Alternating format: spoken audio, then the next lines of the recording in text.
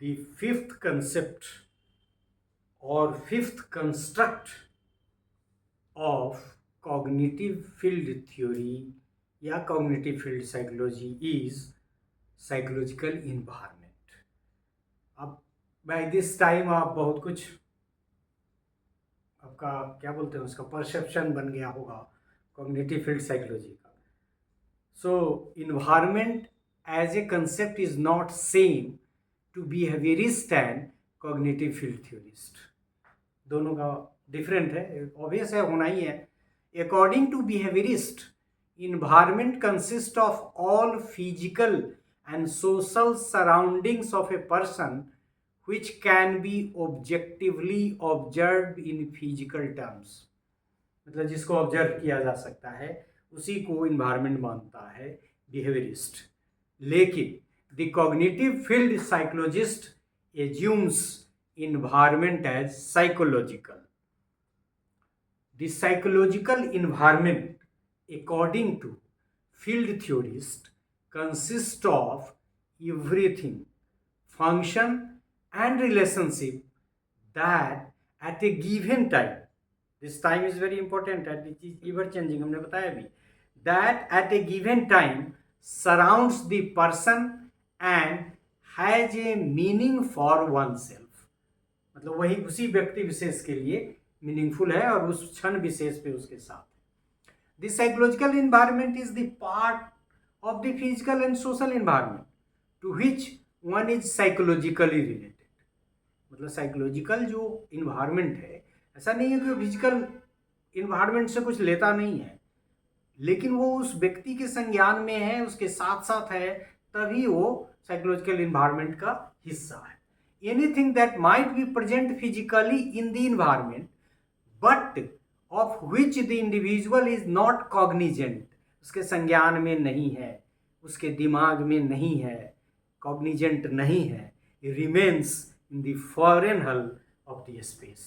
और foreign hull का concept हम लोग पढ़ ही चुके हैं कि foreign hull जो है वो जब संज्ञान में आ जाएगा तो foreign hull नहीं रहेगा, और जब संज्ञान में नहीं है तो foreign hull.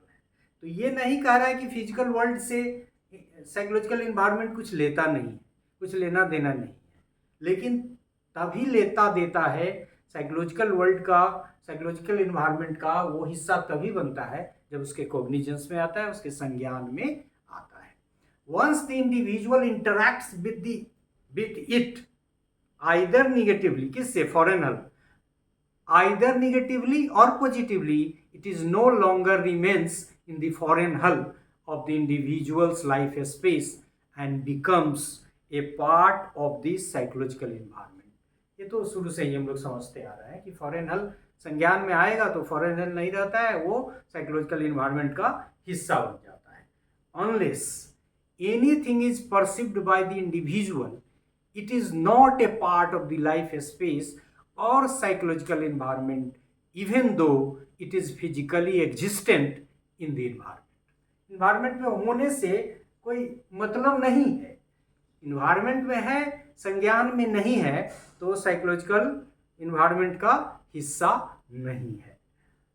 The psychological environments of different individuals are different, even though they live in the same socio-physical environment. ये तो हमने पहले ही बताया कि किसी दो व्यक्ति का साइकोलॉजिकल इन्वायरमेंट सेम नहीं हो सकता है, चाहे वो कक्षा में बैठा हुआ दो समान इंटेलिजेंस का विद्यार्थी ही क्यों न हो. Two equally intelligent persons as and when confronted with the same objective facts differ drastically as they have different purposes and experiential background.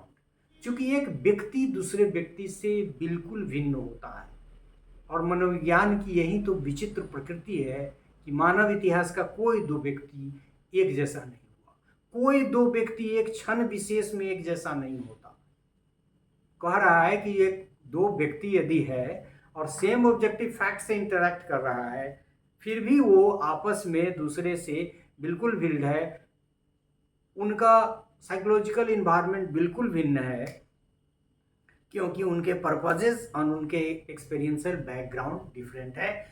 मुख्य रूप से ये दो शब्द ही काफ़ी नहीं है, मुख्य रूप से यह कि वह व्यक्ति, दोनों व्यक्ति एक दूसरे से भिन्न है, इसलिए उन दोनों का साइकोलॉजिकल एनवायरनमेंट भी भिन्न है।